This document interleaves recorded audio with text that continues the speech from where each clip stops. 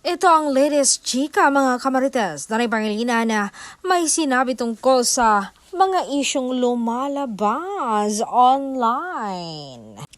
At bago tayo pumunta sa exciting part ng balitang ito, mag-like ka muna at mag-subscribe ka na rin para updated ka sa bagong chismis araw-araw. Sa daming isyong lumalabas raw sa social media tungkol sa kanilang magkasintahan, kesyo hiwalay na raw sila dahil walang update. Pero iisa lang daw ang sagot ni Donnie Pangilinan.